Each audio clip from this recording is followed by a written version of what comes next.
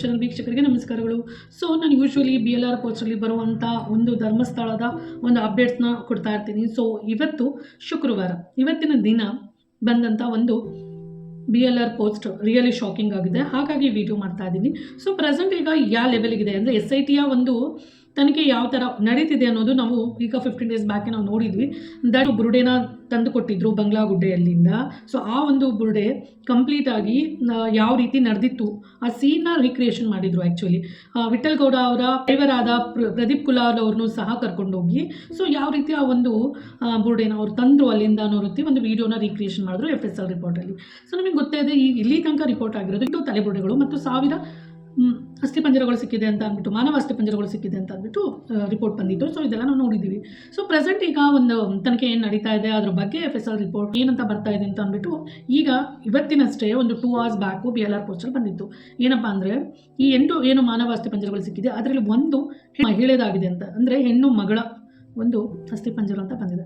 So ನಾವು ನೋಡ್ತಾ ಇದ್ವಿ FSL ಲಾಸ್ಟ್ ಟೈಮಲ್ಲೂ ಅಷ್ಟೇ ಗುರುತಿನ ಚೀಟಿಗಳು ಸಿಕ್ಕಿತ್ತು. ಅಯ್ಯಪ್ಪ ಅನ್ನೋರು ಅವರಿಗೆ ಸಖತ್ತು ಕಾಲ್ ಪೇನ್ ಇತ್ತು, ಅವ್ರಿಗೆ ನಡೆಯೋಕ್ಕಾಗ್ತಿರಲಿಲ್ಲ. ಸೊ ಅಬೌವ್ 70 years old ಗುಡ್ಡದಲ್ಲಿ ಅವರು ಪ್ರಾಣವನ್ನು ಕಳ್ಕೊಂಡಿರ್ತಾರೆ. ಹೇಗೆ ಅನ್ನುವಂಥ ಒಂದು ಕ್ವೆಶನ್ ಎಲ್ರಿಗೂ ಮೂಡಿತ್ತು.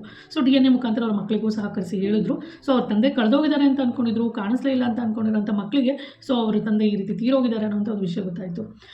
ಇಬ್ಬರು ಒಂದು ಗುರುತಿನ ಚೀಟಿಗಳು ಆರಾಮಾಗಿ ಅಲ್ಲೇ ಮೇಲೆ ಸಿಕ್ತಂತೆ ಇಲ್ಲಿ ಬಂಗ್ಲಾಗುಡ್ಡದಲ್ಲಿ ಅವರ ಒಂದು ಅಸ್ಥಿಪಂಜರಗಳು ಸಿಕ್ಕಿದೆ. ಹಾಗಾಗಿ ಅವರ ಮನೆಯವರಿಗೆ ಕರೆದು ಈ ರೀತಿ ವಿಷಯ ಹೇಳಿದ್ರು. ಈಗ ಸಿಕ್ಕಂಥ 8 ಮಾನವ ಅಸ್ಥಿಪಂಜರಗಳಲ್ಲಿ ಒಂದು ಮಹಿಳೆದಾಗಿದೆ ಮತ್ತು ಈ ಏನು ಅಸ್ಥಿಪಂಜರಗಳು ಸಿಕ್ಕಿದೆ ಅದು ಕೇವಲ ಒಂದು ನೈಸರ್ಗಿಕ ಸಾವಾಗಿಲ್ಲ, ಒಂದು ಸಾವು ನೋವುಗಳಿಂದ ಕೂಡಿದೆ ಅಂತ ಅಂದ್ಬಿಟ್ಟು ಸಹ ನಾವು FSL ರಿಪೋರ್ಟಲ್ಲಿ ಇದೆ ಅಂತ ಅಂದ್ಬಿಟ್ಟು ಇದೇ BLR ಪೋಸ್ಟಲ್ಲಿ ಬಂದಿತ್ತು. ಸೊ ಈ ರೀತಿ ಒಂದು ತನಿಖೆ ನಡೆಯುವಾಗ ಇಲ್ಲೇನಾಯಿತು ಅಂದರೆ ಸರ್ಕಾರ ಚೇಂಜ್ ಆಯಿತು, ಸರ್ಕಾರದ ಒಂದು ಮುಖ್ಯಮಂತ್ರಿ ಬದಲಾದರು.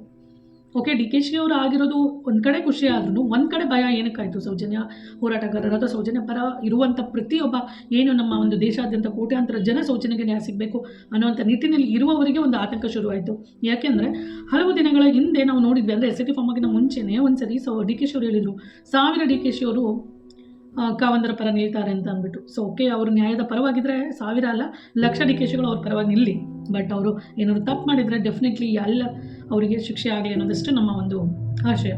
ಸೊ ಈ ರೀತಿ ಹೇಳಿದಾಗ ಅಂದರೆ ಇಲ್ಲಿ ನಡೀತಾ ಇರುವಂಥ ಸೌಜನ್ಯ ಹೋರಾಟಕ್ಕೆ ಅವರು ಧಕ್ಕೆ ತರ್ಬೋದು ಅನ್ನುವಂಥ ಒಂದು ಇಂಟೆನ್ಷನು, ಧಕ್ಕೆ ತರ್ತಾರೆ ಅನ್ನುವಂಥ ಒಂದು ಭಯ ಆತಂಕ ಇತ್ತು.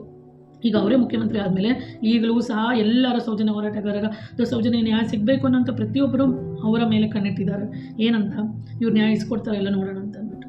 ಮತ್ತು ಆಗಿನ ಮಂತ್ರಿ ಆಗಿದ್ದಂಥ ಪರಮೇಶ್ವರ್ ಅವರು ಸಹ ಏನೋ ಒಂದು ಧರ್ಮಸ್ಥಳದಲ್ಲಿ ಮೇಲೆ ಬಂದಂಥ ಒಂದು ಕಳಂಕವನ್ನು ತೆಗೆಯಲು ನಾವು SIT ಫಾರ್ಮ್ ಮಾಡ್ತಿದ್ದೀವಿ ಅಂದರು.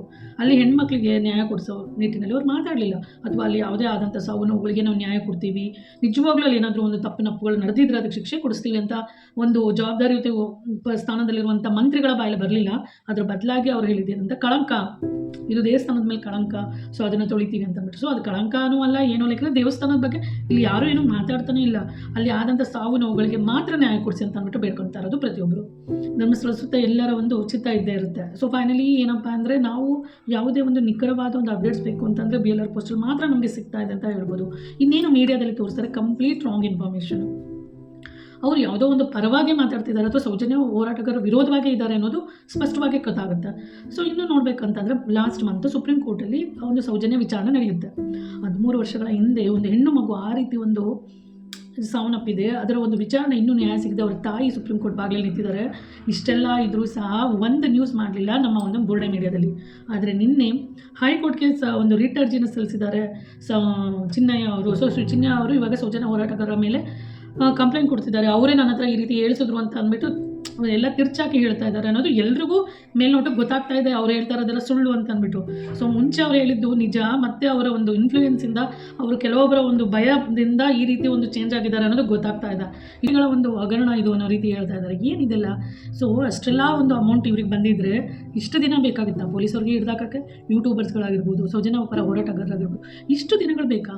ಒಂದು ಬ್ಯಾಂಕ್ ಅಕೌಂಟಲ್ಲಿ ಚೆಕ್ ಮಾಡ್ಬೋದಿತ್ತು, ಎಲ್ಲ ಮಾಡಿದ್ರಲ್ವ SIT ತನಿಖೆ. SIT ತನಿಖೆ ತುಂಬ ಚೆನ್ನಾಗಿ ತನಿಖೆ ಆಗಿದ್ದು ಸೌಜನ್ಯ ಹೋರಾಟಗಾರರ ಮೇಲೆ.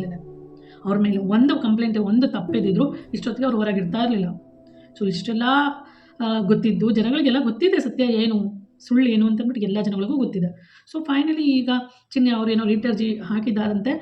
ಈ ರೀತಿ ಒಂದು ಸೌಜನ್ಯ ಹೋರಾಟಗಾರ ಮೇಲೆ ಉಲ್ಟಾ ಹೊಡೆದಿದ್ದಾರೆ. ಸೊ ಇದನ್ನು ತುಂಬ ಒಂದು ಬ್ರೇಕಿಂಗ್ ನ್ಯೂಸ್ ಆಗಿ ಗಂಟೆಗಟ್ಟಲೆ ಪ್ರೋಗ್ರಾಮ್ ಮಾಡಿ ಹೇಳ್ತಾ ಇದ್ದಾರೆ ನಮ್ಮ ಒಂದು ಬುರುಡೆ ಮೀಡಿಯಾದಲ್ಲಿ. ಅದೇ ಒಂದು ಹೆಣ್ಣು ಮಗಳ ತಾಯಿ, ನಮ್ಮ ಕರ್ನಾಟಕದ ಕನ್ನಡದ ಹೆಣ್ಣು ಮಗಳ ಜೀವ ಹೋದಂಥ ತಾಯಿ ಹೋಗಿ ಡೆಲ್ಲಿಯಲ್ಲಿ ಸುಪ್ರೀಂ ಕೋರ್ಟ್ ಎದುರುಗಡೆ ನಿಂತ್ಕೊಂಡಿದೆ ನ್ಯಾಯ ಕೊಡಿಸಿ ಅಂತ ಅಂದ್ಬಿಟ್ಟು. ಅದ್ರ ಬಗ್ಗೆ ಒಬ್ಬ ಒಂದು ಮೀಡಿಯಾದಲ್ಲಿ ಮಾತಾಡಲಿಲ್ಲ. ಅವ್ರಿಗೂ ಮಕ್ಕಳಿದಾರಲ್ವ, ಸೊ ಯಾಕೆ ಒಂದು ಕನ್ಸರ್ನ್ ಇರಲ್ಲ? ಈಗ ಸತ್ಯ ಏನೇ ಇರ್ಬೋದು, ಯಾರೇ ತಪ್ಪು ಮಾಡಿರ್ಬೋದು, ಅಲ್ಲಿ ನಡೆದಂಥ ಕೃತ್ಯ ಅಂತೂ ಸತ್ಯನಾ? ಸೌಜನ್ಯ ಇರೋದಂತೂ ಸತ್ಯನಾ? ಸೌಜನ್ಯಗೆ ಈ ರೀತಿ ಅನ್ಯಾಯ ಆಗಿದ್ದು ಸತ್ಯನಾ? ಹಾಗಾದರೆ ಆ ಒಂದು ಅನ್ಯಾಯಕ್ಕೆ ನ್ಯಾಯ ಕೊಡುವಂಥ ಒಂದು ನಮ್ಮ ಒಂದು ಸಮಾಜ ಒಗ್ಗಟ್ಟಾಗಿ ಒಂದು ನ್ಯಾಯದ ಪರವಾಗಿ ನಾವು ಹೋರಾಡಬೇಕಾ, ಅಥವಾ ಕೇವಲ ದುಡ್ಡಿಗೋಸ್ಕರ ಅವರ ಒಂದು ಸತ್ಯ ನ್ಯಾಯ ಧರ್ಮವನ್ನೇ ಮಾರ್ಕೊಬಿಟ್ಟಿದ್ದಾರೆ ಅನ್ನಿಸ್ತಾ ಇದೆ ನನಗೆ. ಸೊ ಇನ್ನೂ ನಿನ್ನೆ ಆ ಒಂದು ಲಿಟರ್ಜಿ ಬಗ್ಗೆ ಗಿರೀಶ್ ಮಠನವರು ಸಹ ಒಂದು ಹೇಳಿದ್ರು ದಟ್ ಆ ರೀತಿ ಯಾವುದು ಇಲ್ಲ, 200 ಕೋಟಿ ಅಲ್ಲ, 200 ಹುಣಸೆ ಬೀಜಗಳು ಇಲ್ಲ ಅನ್ನೋ ರೀತಿ ಹೇಳಿದ್ರು ತಮಾಷೆಯಾಗಿ. ಬಟ್ ಡೆಫಿನೆಟ್ಲಿ ನಾವಂತೂ ಸೌಜನ್ಯ ಹೋರಾಟಗಾರನ ನಂಬ್ತೀವಿ ಮತ್ತು ನಮ್ಮ ಜೀವ ಇರೋ ತನಕ ಅವ್ರಿಗೆ ಒಂದು ಸಪೋರ್ಟ್ ಮಾಡ್ತೀವಿ. ಬಿಕಾಸ್ ಅವರ ಒಂದು ಹೋರಾಟ ನ್ಯಾಯದ ಪರವಾಗಿದೆ ಅನ್ನೋದು ನಮ್ಮ ಒಂದು ಮನಸ್ಸಿನಿಂದ ಅನ್ನಿಸ್ತಾ ಇರುವಂಥ ಮಾತು. ಒಂದು ಮಹಿಳೆಯ ಒಂದು ಶವ ಅಲ್ಲಿ ಅಸ್ಥಿಪಂಜರ ಸಿಕ್ಕಿದೆ ಅನ್ನೋದಂತೂ ಸತ್ಯ ಆಗಿದೆ.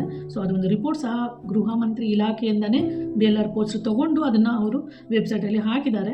ಸೊ ಇಷ್ಟೆಲ್ಲ ಇರುವಾಗ ಸೊ ಫೈನಲಿ ಒಂದಲ್ಲ ಒಂದು ದಿನ ನ್ಯಾಯ ಸಿಗುತ್ತೆ ಅನ್ನೋಂಥ ಒಂದು ನಂಬಿಕೆ ಮತ್ತು ಡೆಫಿನೆಟ್ಲಿ ಇದೆ. ಸೊ ಯಾವುದೋ ಒಂದು ಮಾತು ಪದೇ ಪದೇ ಹೇಳ್ತಾ ಇದ್ರೆ ಸತ್ಯ ಆಗುತ್ತೆ ಅಂತಾರೆ. ಕೋಟ್ಯಾಂತರ ಜನ ಹೇಳ್ತಾ ಇರೋದು ಜಸ್ಟಿಸ್ ಫಾರ್ ಸೌಜನ್ಯ ಅಂತ ಅಂದ್ಬಿಟ್ಟು, ಸೌಜನ್ಯಗೆ ನ್ಯಾಯ ಸಿಗಲಿ ಅಂತ ಅಂದ್ಬಿಟ್ಟು. ಸೊ ಡೆಫಿನೆಟ್ಲಿ ಈ ಒಂದು ಮಾತು ಸತ್ಯ ಆಗೇ ಆಗುತ್ತೆ ಅನ್ನೋಂಥ ನಂಬಿಕೆ ನನ್ನಲ್ಲಿದೆ. ಸರ್ಕಾರ ಎದುರಾಗಿದೆ, ಮೀಡಿಯಾದವ್ರು ಸಪೋರ್ಟ್ ಇಲ್ಲ, ಇಷ್ಟೆಲ್ಲ ಇದ್ರೂ 13 ವರ್ಷಗಳ ಕಾಲದಿಂದ ಸೌಜನ್ಯ ಹೋರಾಟಗಾರರು ಹೋರಾಟ ಬಿಟ್ಟಿಲ್ಲ.